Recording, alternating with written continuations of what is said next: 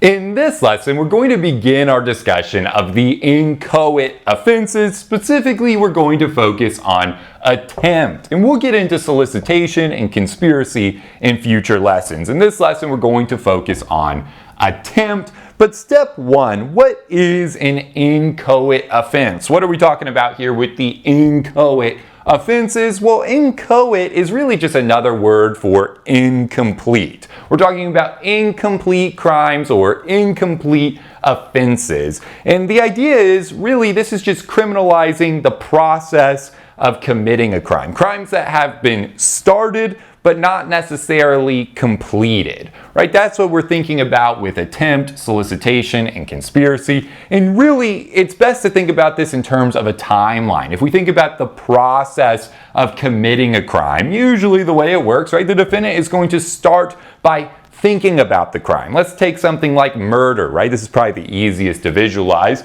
right? To commit a murder, right, the defendant might start by ruminating on the idea of killing, right? They might think to themselves, is it a good idea to kill this person? Is it not a good idea? What are the pros and cons? How will my life be if I kill this person? What are the odds of getting caught? How can I avoid detection, right? All of this is going on in their head, right? They're thinking about killing, right? And then maybe they start to manifest this. They come to the decision, hey, I do want to kill this person. So they start to manifest their thoughts with physical actions, right? So they begin to take steps toward completing the murder, right? So they go out and they buy the murder weapon, whatever they're going to use to kill the victim. Maybe they stalk the victim for a little bit, try to learn the victim's schedule. Maybe they inspect different places. Where would be a good place to kill this victim? So they go around and kind of look at different locations, right? Our defendant's taking all of these steps toward completion of the murder.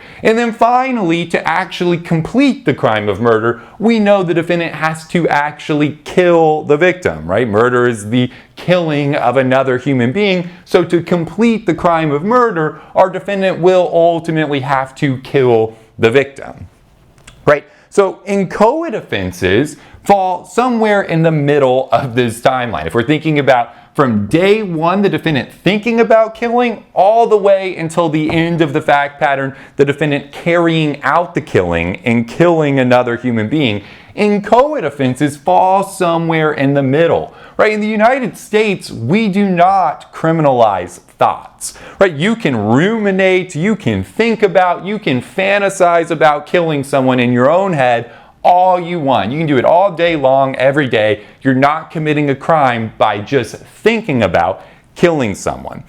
But, right, once a person starts to manifest these thoughts with physical actions, they begin to take steps, right, toward completion of that crime. At some point in the process, you are actually committing a crime.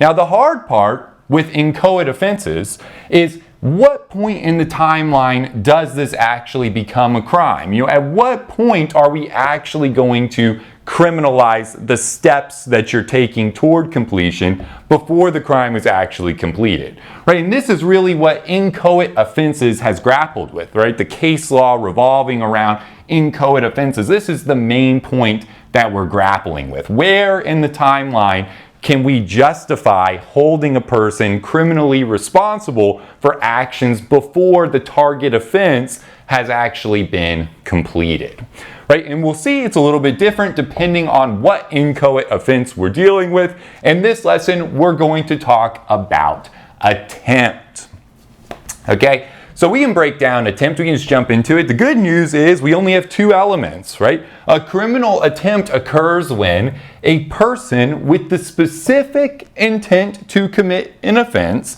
takes a substantial step toward commission of the offense, right? So substantial step is a legal term of art. We're going to break that down in a lot of detail. But we can start with the mens rea requirement first, right? It's best to think about criminal attempt when we view this as two elements, as a mens rea element and an actus reus element, right? Element number one is our mens rea requirement for criminal attempt. Our second element, taking that substantial step toward commission of the offense, is the actus reus of the criminal attempt.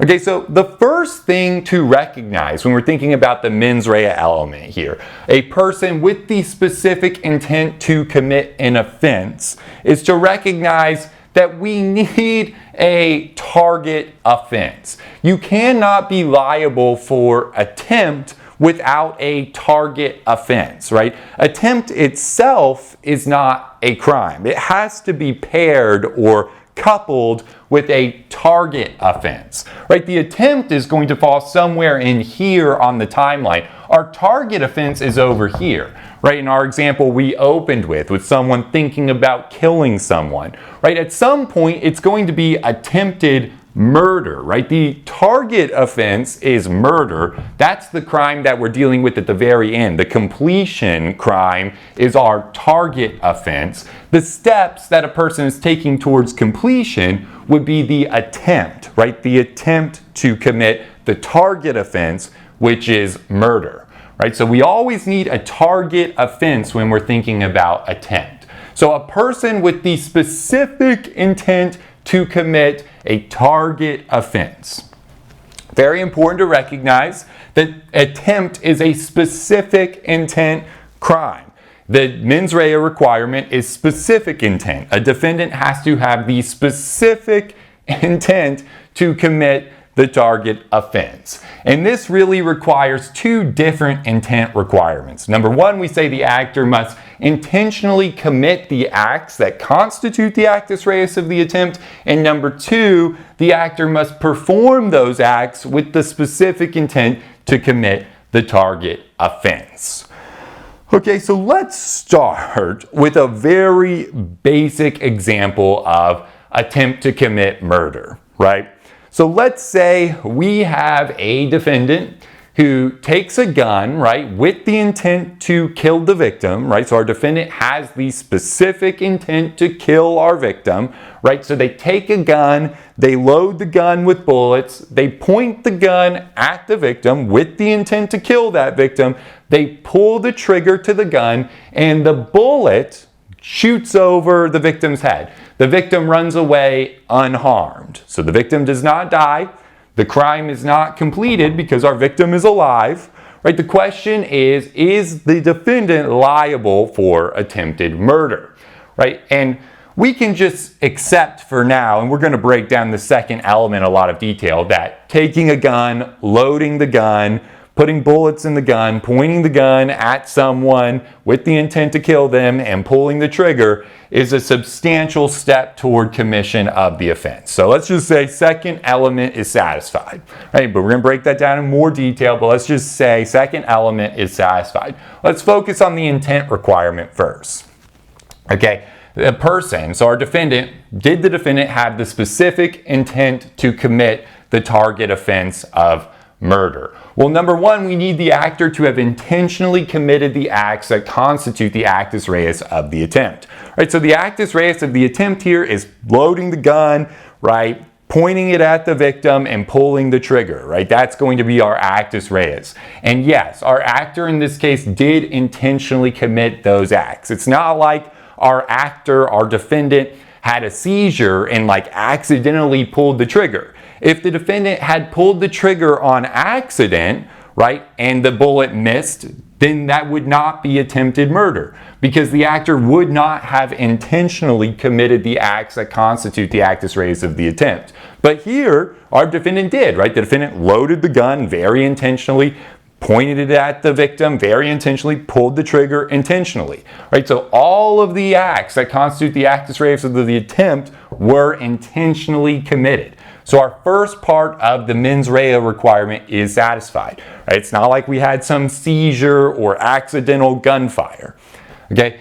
The next requirement for our mens rea requirement for the attempt to be satisfied was that the actor performed the acts with the specific intent to commit the target offense. Here, our fact pattern gave this to us, right? I said that our defendant pulled the trigger with the specific intent to kill, right? The defendant set out to kill this particular victim. They loaded the gun, they pulled the trigger with the specific intent to kill the victim. Therefore, in this fact pattern, our actor performed the acts, right, the pulling of the trigger, with the specific intent to commit the murder, the target offense, the killing, the intentional killing of another human being. Therefore, our mens rea requirements would be very easily satisfied. And we said that our second element, that's going to be, loading a gun, pulling the trigger. Those are substantial steps towards commission of the crime. That would be maybe the most classic example of being liable for attempt, right? Attempt to commit murder would be satisfied, right? The target offense is murder, but because the murder was not completed, our victim is unharmed, so we don't get completion, right? But we get far enough down the timeline to say, okay, while you didn't complete the crime, the target offense of murder, the steps you took with the mental state that you had is enough for attempt to commit murder, right? If the victim had been shot and died, right, then it would just be murder, right? And it's important to recognize with attempt, right, inchoate offense of attempt merges into the completed crime, right? We get the merger doctrine, right? So with attempt, and it's very important to realize that this, for right now, we're only talking about attempt. The rules could get a little bit different when we get to solicitation and conspiracy. But when we're dealing with attempt crimes, it's very important to recognize that the attempt merges into the completed crime. So if the defendant is successful and completes the crime of murder, the bullet doesn't miss, the bullet hits the victim and kills the victim, right? Well, the attempt, right, the steps that led up to that merge into the completed crime. That defendant is really only going to be liable for murder, not murder and attempt to commit murder. The less serious offense, the attempt, merges into the completed offense, okay? And the mechanism in which that works is a little bit different from jurisdiction to jurisdiction, but all you need to know is that the attempt merges into the completed crime. Okay, so you're not going to be, if the jury, the fact finder, determines that the defendant is liable for murder, they cannot also be liable for attempt to commit murder. That attempt will then merge into the completed crime of murder. Okay, so that's a very classic example of what attempt looks like. When a criminal attempt, when a defendant can be liable for a criminal attempt. But let's talk about some nuances here where this can get a little bit more complicated. Right? It's really important when we're thinking about this second requirement of our first element, right? That the actor performs the acts with the specific intent to commit the target offense.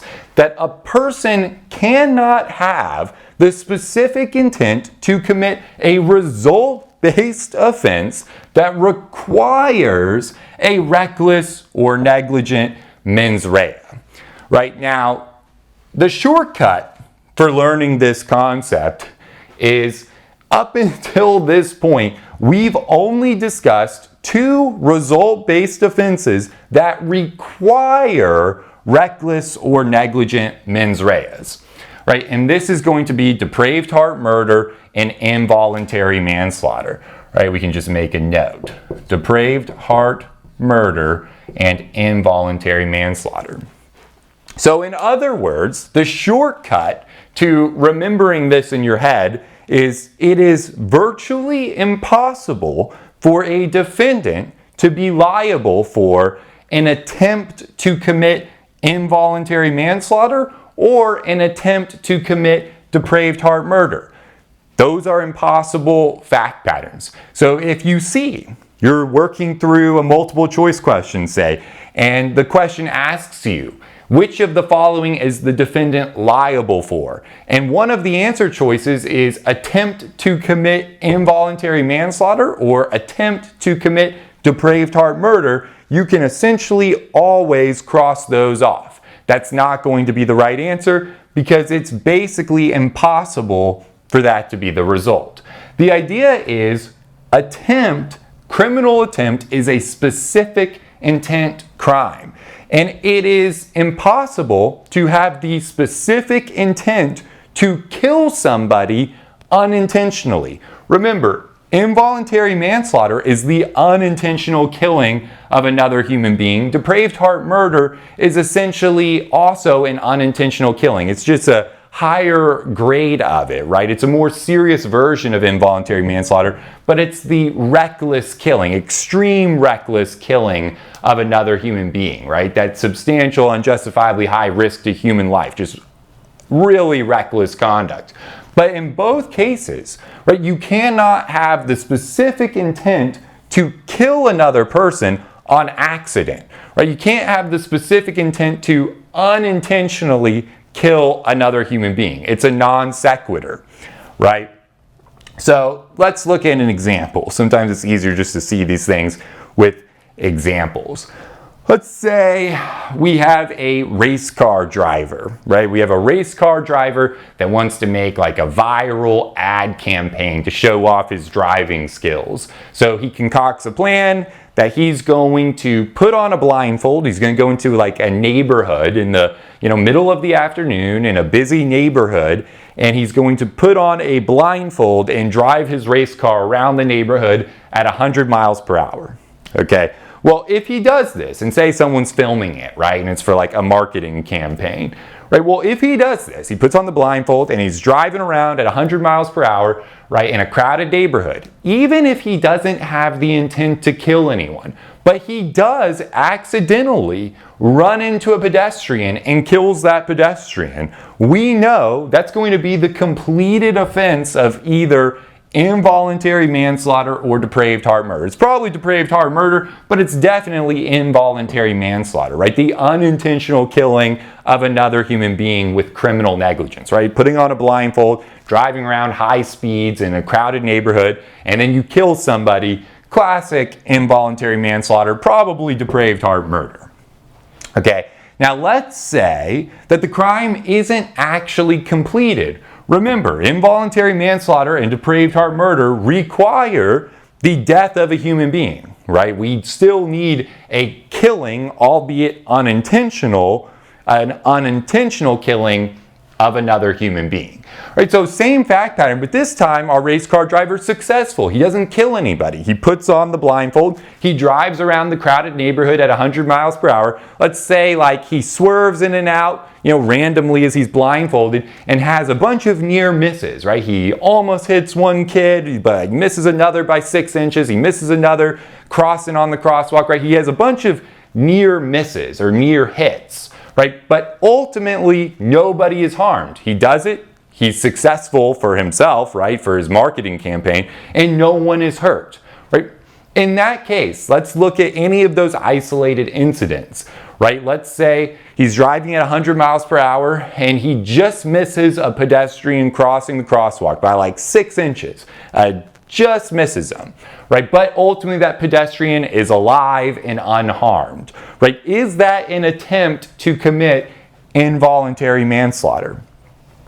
The answer is no, because our actor, the race car driver, did not have the specific intent to kill anybody. The actor did not have the specific intent to commit the target offense, right? It's impossible. Remember, our race car driver was perfectly well-intentioned, right? So it can't be attempt to commit murder, right? Murder with the intent to kill, because our actor did not have the intent to kill anyone, right? And it can't be involuntary manslaughter because you can't have the specific intent to unintentionally kill another person. It's just a non sequitur. That's impossible, right? So in that case, our race car driver who's flooring it around the neighborhood at 100 miles per hour with a blindfold on is not liable for attempted murder because he doesn't have the specific intent to kill anyone. He's not liable for attempt to commit involuntary manslaughter or attempt to commit depraved heart murder because it's impossible to have the specific intent to unintentionally kill another human being. So he's not liable for attempted murder. He's not liable for attempt to commit involuntary manslaughter or attempt to commit depraved heart murder. And he's not liable for any completed criminal homicide because nobody died, right? So he can't be liable for murder, can't be liable for involuntary manslaughter, nor can he be liable for attempt to commit murder or attempt to commit involuntary manslaughter, right? So many of you may be wondering, well, what? Does the race car driver just get away scot-free? He can do that and have no criminal responsibility? And the answer is, of course not, right? He's going to be liable for a conduct-based crime, right? Up until this point, we've really been focused on result-based crimes, right? Murder is the classic result-based crime, right? It's prohibiting the result of killing another human being, right? But we also have, because of this, conduct-based crimes, right? Things that prohibit engaging in reckless conduct at all, regardless of what the result is. In most jurisdictions, this will be something along the lines of a reckless endangerment statute. And these statutes are prohibiting engaging in reckless conduct in any form, regardless of if anyone's hurt or not, right? The result isn't what the crime is prohibiting. It's prohibiting the conduct, right? And reckless endangerment statutes are going to basically prohibit conduct that is reckless, that endangers the lives of others. And so driving around with a blindfold on at 100 miles per hour in a crowded neighborhood is going to be some type of conduct-based crime, some form of reckless endangerment, right? That's not an attempt, that's not an inchoate offense, that's the completed offense of reckless endangerment, right? Because our race car driver has engaged in the conduct that is prohibited by law, right? So it's not that he's going to get off scot-free, it's just not going to be an inchoate offense, it's the completed offense of reckless endangerment. Now, some of you might be wondering, well, could you be liable for an attempt to commit a conduct-based crime like reckless endangerment? And the answer is probably yes, right? Because you can have the specific intent to be willfully negligent, right? That's the difference between result-based offenses and conduct-based offenses. And for our purposes in criminal law, fact patterns, we're probably not going to run into attempt to commit reckless endangerment, right? But the answer is you could be held liable, probably, in most jurisdictions for an attempt to commit reckless endangerment because it's not a result-based offense. You can have the specific intent to commit a conduct-based offense that requires reckless or negligent mens reas, right? Because a person can have the specific intent to be willfully reckless. It happens all the time. In other words, another way to think about this would be if a police officer saw a race car driver getting into his race car in a crowded neighborhood, and the police officer sees this guy putting a blindfold on and going to start the ignition of the key, right? Right at that moment in time.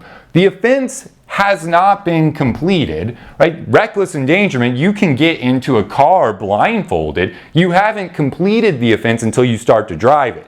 So if the police officer was there at the perfect time and actually stopped the race car driver and arrested him before he actually could drive the car, right, blindfolded, that in that very rare situation could potentially be an attempt to commit reckless endangerment, right? Because it's a conduct-based offense. Okay, so all of this, a very long-winded way of saying, remember I said the shortcut is you just remember these two, right? You cannot be liable for an attempt to commit involuntary manslaughter or an attempt to commit depraved heart murder because it's impossible for a person to have the specific intent to unintentionally kill another human being. It's a non sequitur. If you're being reckless and somebody almost dies, it's going to be a conduct-based crime, something like reckless endangerment, not an attempt to commit depraved heart murder or involuntary manslaughter. Okay, but that's the mens rea requirement. That's what we're really looking out for, right? Number one, we always want to make sure that the acts that constitute the actus reus of the attempt were committed intentionally, right? If someone accidentally shoots off a gun or has the seizure and accidentally commits the acts that constitute the actus reus, that's not going to satisfy the first element. And we have to recognize that criminal attempt is a specific intent crime, right? The acts that constitute the actus reus of the crime, the actus reus of the attempt, have to be performed with the specific intent to commit the target offense. We recognize it's impossible to have the specific intent to commit result-based offenses that require reckless or negligent mens reas. The only other note I'll make on this is, of course, you can be liable for attempt to commit malice crimes, right? Because malice crimes do not require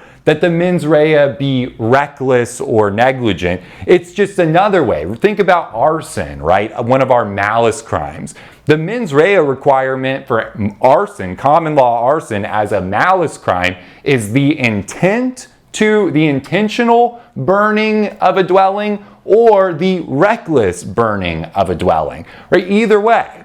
So you could be liable for an attempt to commit arson if you take steps towards intentionally burning a dwelling down, right? You could be liable for attempt to commit arson because arson is a malice crime, meaning the mens rea is intentional burning or reckless burning, right? The only crimes that this doesn't work for are result offenses that require a reckless or negligent mens rea. And the only two we've discussed are depraved heart murder and involuntary manslaughter. So don't get mixed up with something like arson because, yeah, you can intentionally commit an arson. It's a malice crime. The mens rea is intentional or reckless conduct. So you could not commit an attempt to commit, you could not be liable for an attempt to commit a reckless arson, but you could be held liable for an attempt to commit a intentional arson,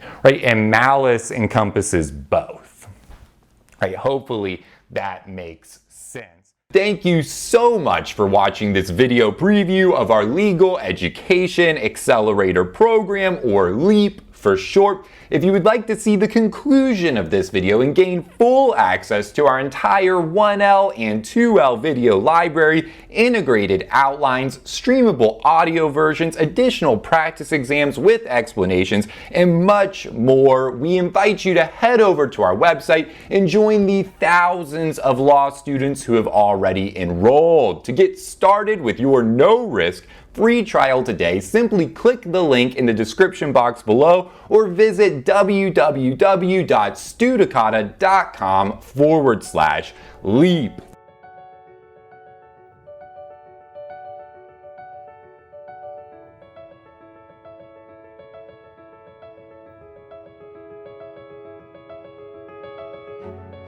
Hi everyone, my name is Serena and I'm currently a law student at South Texas College of Law, Houston. Hi everybody, my name is Shiva and I'm currently a law student at Southwestern. Hi everyone, my name is Michelle and I am a first year student at South Texas College of Law, Houston.